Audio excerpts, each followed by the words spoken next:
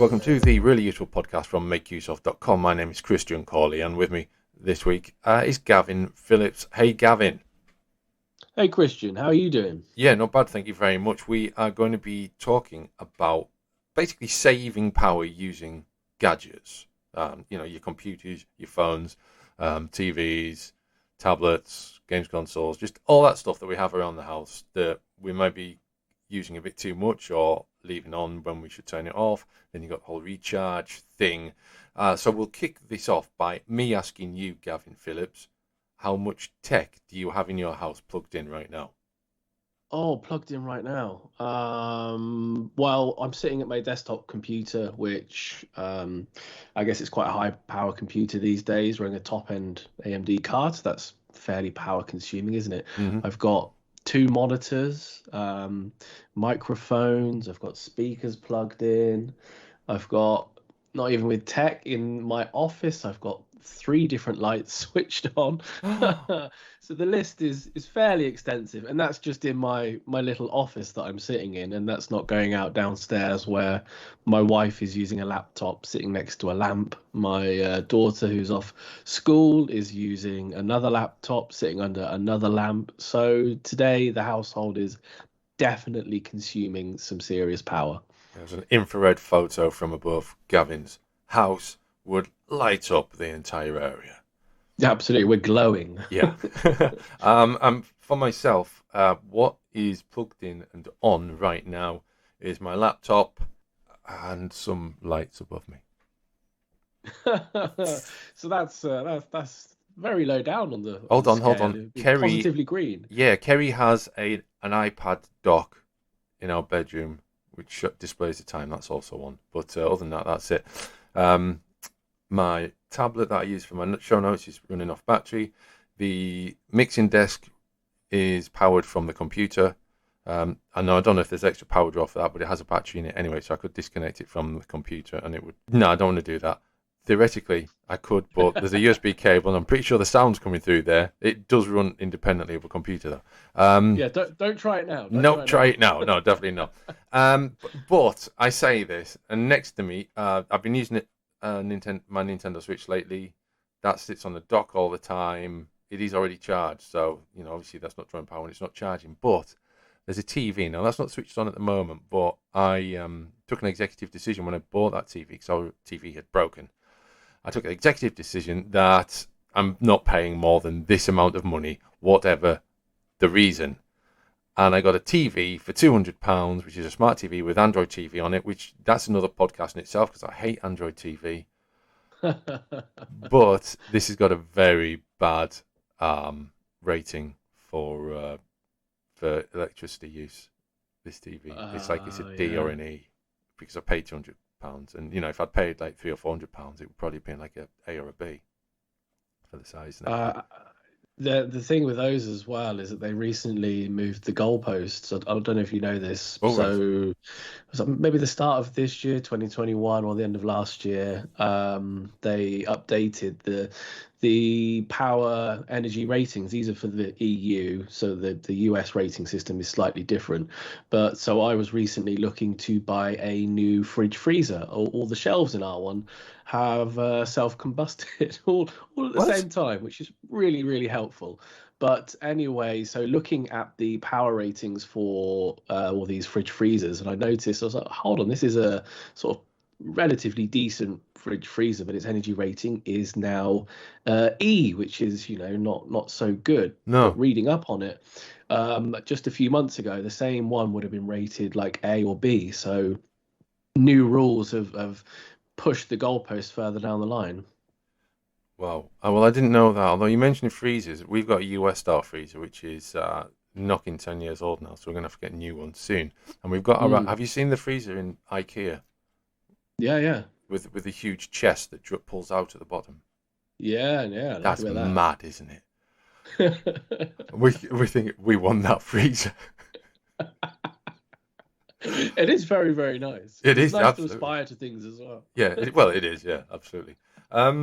So listen. So we're really here to talk about ways you can reduce power use on technology and make the and also, but an important part of this. I mean, I could sit here. We're recording this, and this podcast is partially inspired by the COP26, but you know, that aside, there's another dimension to this, and that's also saving money because electricity and just general power use, however you get your electricity and however it's generated, the bills are going up and fuel prices are going up around the world.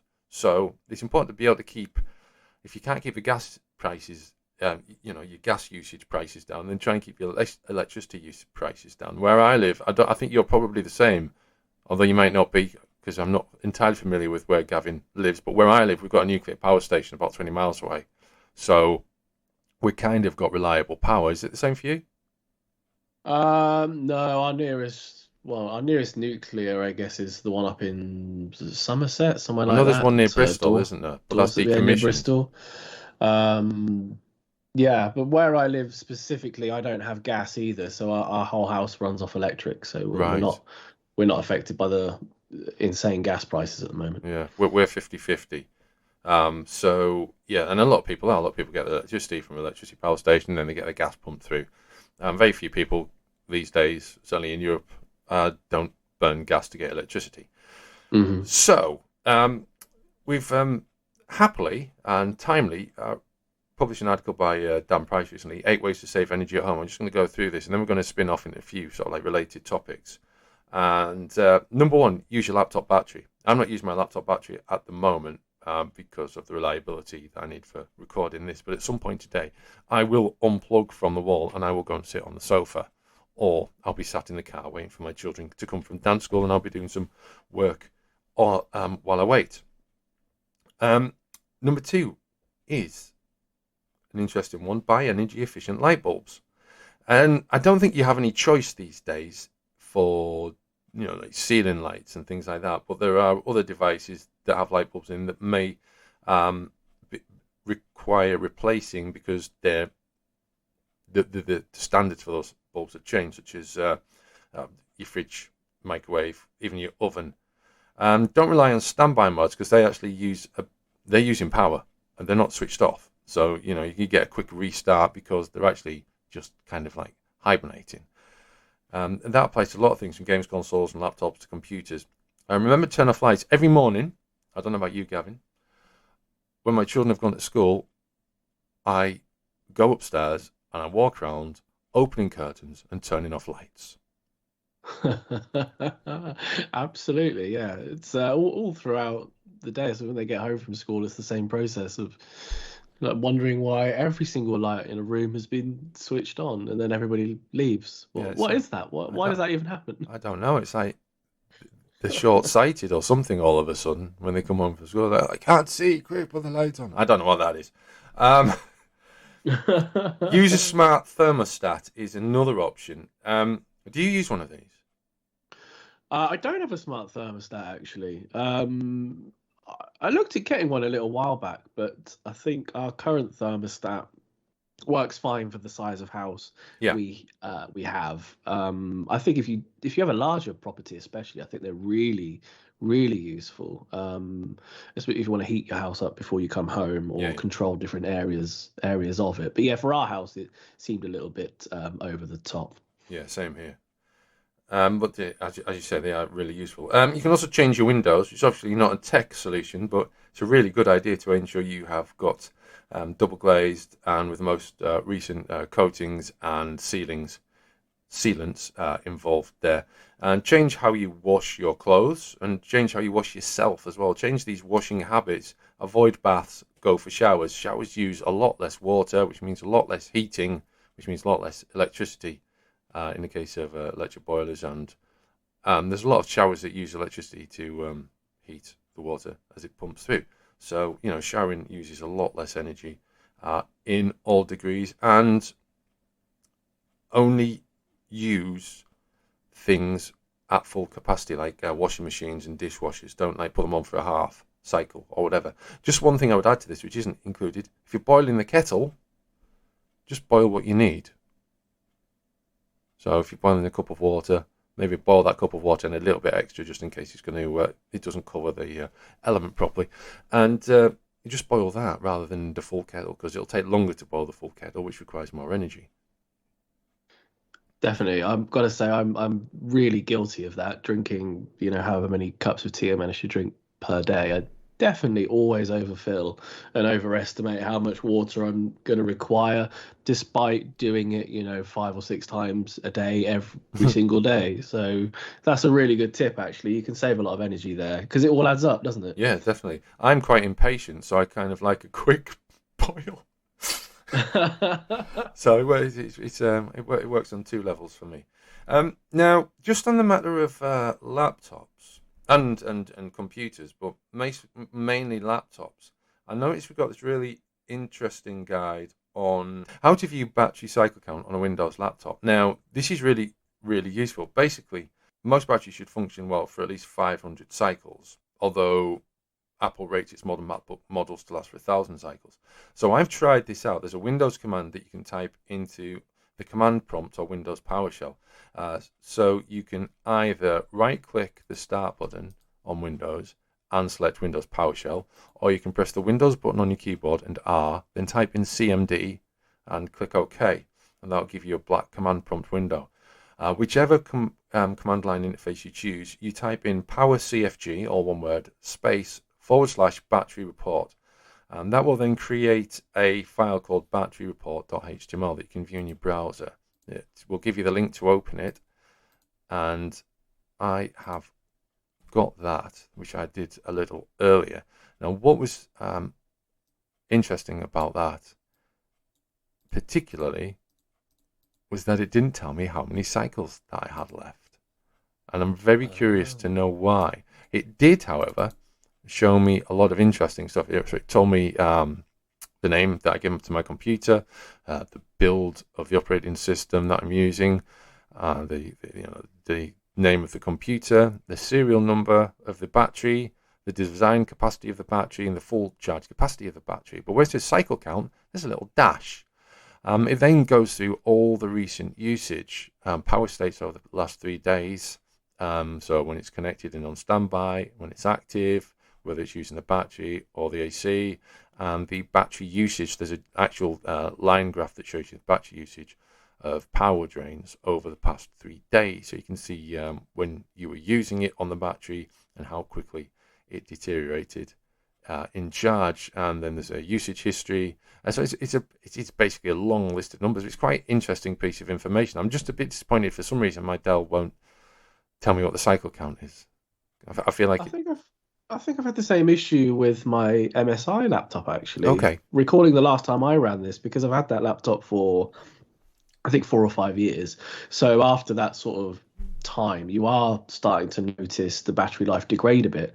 So I ran the same test as you said, the Power CFG battery report, and I think I had the same issue, that it showed me all the details, and it showed me that the full charge capacity had reduced by around 15%, which aside from the cycle count is useful to know anyway, because if you feel like it hasn't got the same capacity, this confirms it for you. But knowing how far you are through the cycle count and the battery life is really useful as well. Absolutely. Now, as Ben's article goes on, if there's no cycle count in the Windows battery report, it basically means it's a driver's issue. You either need to ensure you've got the right drivers for your power circuitry and your battery, and also update their UEFI and BIOS. That may not work in some cases though, but I imagine Dell probably have a piece of software that tell you this information anyway. Interestingly, I've got a Pinebook Pro Linux laptop, yes. which is quite nice. It's great. It's got a lovely battery life on it, and I don't know if this is Pinebook or the operating system on it is Manjaro, which is a Linux distro, Linux operating system. But in that, it tells you your battery life, but it also displays the battery capacity and the battery health alongside it, which is a nice feature. So you don't have to be looking extra deep for this information, but it throws it up there for you. That is useful, yeah. Now, if you didn't catch all the steps there, that's fine. We will provide the link to the article in the show notes.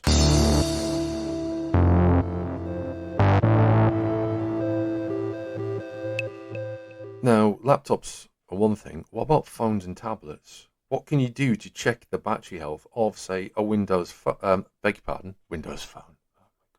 Oh, I that's mean, we all love the Windows the phone. recurring nightmare of the Windows phone. No, we did love the Windows phone for a time. No, how do you check the battery health for an Android phone? Well, it's that guy, Ben Stegner, again. How can you Yeah. check? Yeah, he's busy, isn't he? Basically, there's various ways you can do this. There's one this is very cool way. I'm going to do this now live on the Really Useful podcast. There is, Oh, there. yeah, there's a dialer code that you can type into your phone, which should tell you the information about your device, including battery health. And so we're going to do this now. So it's *#, 4636 ##. Phone information. So this gives you a testing menu. Then there's phone information, usage statistics, and Wi-Fi information. I'm going to click on phone information. Wow, this is quite a big list of things, and it's all kind of network related. And I can't actually see anything about battery at the moment. Very detailed, isn't it? Yeah, Yeah, I isn't it should do the just? same Yeah, on mine. yeah. But it's a useful menu to have, and I imagine this is probably determined on the model of phone you are using. Now, I'm using a Doogie rugged phone. I can do this with it and it won't break. Oh my god, it's broken. No, it hasn't broken. I had fun testing this phone, I can tell you, last summer. In fact, I'll include that in the show notes because there's some quite amusing things in there. But yeah, so I mean, there are different ways. Fortunately, there's modern versions of Windows. God, I'm doing it again. Modern versions of Android have built-in tools that will let you keep an eye on the battery, and it will alert you. It'll behave in different ways at different battery stages. You have all the green functionality. You have the battery saver function, which is configurable. So you can switch it on at different levels of battery percentages and stuff like that. So while that will limit features, background apps won't refresh and stuff like that, it will keep your phone running when the battery is low. You use Android, don't you? Yeah, I absolutely do. I've recently got a new phone. I've got a OnePlus Nord now. Okay. So the battery life on my device is absolutely wonderful. So how often are you recharging? At the moment, at the end of a 48-hour period, which is Right. just bonkers. I was previous to this, my phone was a Samsung S8, Yeah. which I'd had since launch back in early 2017, and the battery life on that was still decent enough, but the screen suddenly died. But aside from that, you do notice quite quickly the battery life, suddenly starting to die. Yeah. And they drop off really quickly as well. So it can suddenly feel like your smartphone battery drops off the edge of a cliff, doesn't it? Yeah, my Doogie's the same. I get to charge it every other day, so about 48 hours. It'll sometimes get connected in the car, and it's got a magnet on the back and a little port for connecting devices, like add-ons, and there's a battery expansion which turns it's like carrying around a 1980s brick phone with that attached. That's sort of like iPhone with the MagSafe batteries. So we can all have bigger capacity batteries, but the phones just won't be as slim. So No. I don't know about you, Christian, but I would prefer a slightly chunkier phone. It wouldn't have to be massively more chunky, but you could have like a few more hours battery capacity. 8 hours, 16 hours would be much Yeah. preferable. Yeah. Well, I mean, before I started using this full time, I have a Sony Xperia XZ1, I think it is, and it was starting to show its age, and it's just, I mean, I'll give you an example. They're both Android phones, obviously. So this is the Doogie hitting my desk from about 6 inches, and this is the Xperia. Now, I mean, I don't know how many times the Doogie bounced, but it was definitely more than the Xperia. But the Xperia, it will struggle to do a 24-hour charge, or even a 12-hour charge some days. So it's a shame because it's a really nice light phone that can just slip into your pocket, and it's got a good camera on it. But yeah, unfortunately, we're at that stage where we need more power, aren't we? Maximum power, ultimate power, complete power. Yeah, and the ability to put the power in your pocket as well. And you never know when you're going to run out. I often find myself making sure I've got an additional source of power with me for not just smartphones, but for a laptop or for a Yeah. tablet or whatever. So making sure you've got your cables with you at least. How often before you run out the house, you have to grab a charger so you can plug your phone in at the next possible charging point, Yeah. carrying it around all day with you. Yeah. I mean, if I decide to, I mean, it's happened once since March last year for obvious reasons. If I decide to go out the house and work at a cafe or whatever, I will take my laptop. I'll also take my tablet. So then I don't have to mess around with cables and stuff like that. But there have been occasions in the past. I have a nice portable charger which is also capable of recharging the laptop. So or powering a laptop. So if I need that, that's always in the car just in case. But usually, what that's used for is charging phones and tablets and earphones and things like that whilst we're on the go.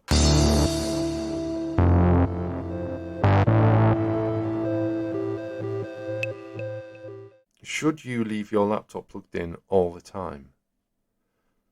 Now, I think about this and I think, well, I don't leave mine plugged in all the time because I go and do things with it in other parts of the house. I might get ejected from the table because my wife needs to host a Zoom meeting.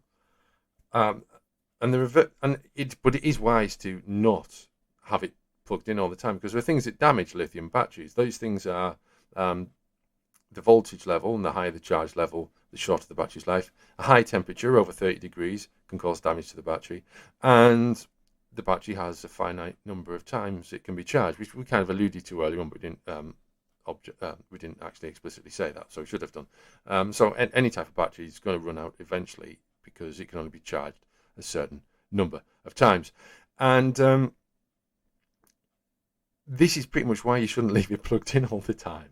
Now, you use a PC most of the time, don't you? Yeah, I do. So it's not really an issue for me, but I do switch to the various laptops from time to time.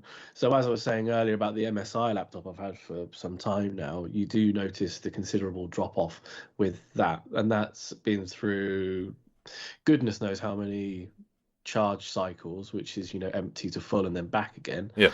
And that also now lives on the table downstairs, so it's become more like a general use laptop. So kids, wife, anybody who visits uses it for whatever they want to do, and it stays on charge most of the time. But as soon as you take it off, you definitely notice that it's only probably got an hour, hour and a half of battery capacity these days. I'd add as well that it's a 17.6-inch screen. It's a massive laptop, so it does really like to drink through the battery regardless. But yeah, it's not very good anymore.